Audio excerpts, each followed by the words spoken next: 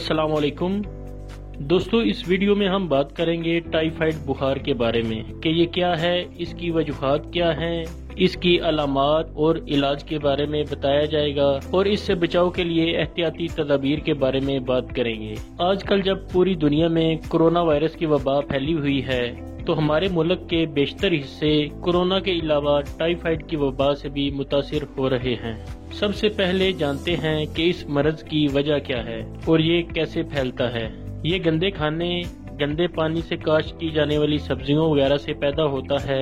इसके जरासीम का नाम सैल्मोनेला टाइफी है। ये मर्ज एक इंसान से दूसरे इंसान को लग सकता है। मरीज के पहाने, थूक, कपड़ों, इस्तेमाल शुदा बर्तनों वगैरह और पसीने वगैरह से ये मर्ज दूसरे इंसानों तक फैल सकता है। इसीलिए इसके मरीज को सेहतमंद इंसानों से अलग रखा जाता है और इलाज किया जाता है। ऐसी नदी नहरों जिनमें नालों का पानी गिरता है या शामिल होता है, इनमें नहाने से या नालों वगैरह और गंदे पानी से काश्त की जाने वाली सब्जियों से ये मर्ज फैल सकता है। टाइफाइड के मरीज को तेज बुखार होता है जो कभी कम भी हो जाता है। ये मर्ज की शिद्दत पे डिपेंड करता है। जिस्म पर बारीक दाने निकल आते हैं जो ज्यादातर पेट और पुश्त पर नुमायां होते हैं।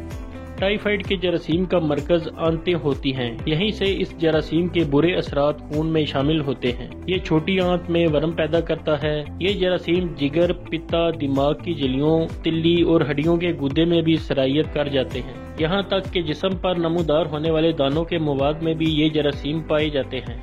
इनकी अफजाइश बहुत तेजी से आंतों में होती है और फुजलात के जरिए जिस्म से खारिज भी होते रहते हैं। सेहतयाब होने के बाद भी कुछ लोगों के फुजलात में इस मर्ज के जरासीम का काफी दिनों तक इखराज होता रहता है। इस बीमारी के जरासीम के जिस्म में दाखिल होने के बाद 3 दिन से 1 माह तक इस बीमारी की अलामात जाहिर हो सकती हैं। इसका इन्हिसार जरासीम की मिकदार के अलावा इंसान की कुव्वत मुदाफ़ियत पर भी है।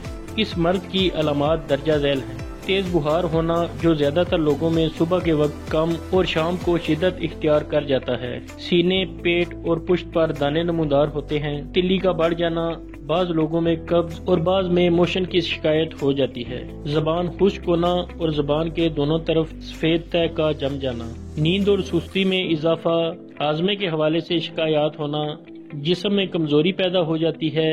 अगर बात करें तशखीस की तो अलामात के अलावा इस मर्ज का लेबोरेटरी में टेस्ट के जरिए पता लगाया जा सकता है, जिसके लिए मरीज के खून का सैंपल लिया जाता है।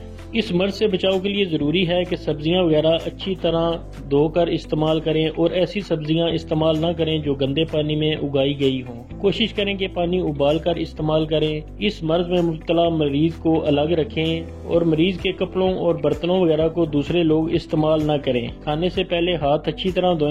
गंदे नदी नालों और तालाबों वगैरह में खड़े पानी में नहाने से गुरेज करें। एहतियाती तदाबीर अपना कर इस मर्ज से बचा जा सकता है। मुख्तलिफ तरीका इलाज में इसका इलाज मुख्तलिफ तरीकों से किया जाता है। मर्ज की शिद्दत और अलामत को मद्देनजर रखते हुए डॉक्टर इलाज तजवीज करता है। अलामत जाहिर होने की सूरत में फौरी तौर पर डॉक्टर से रिजू करें ताकि बर वक्त इलाज से इस मर्ज पर काबू पाया जा सके और इसको फैलने से रोका जा सके।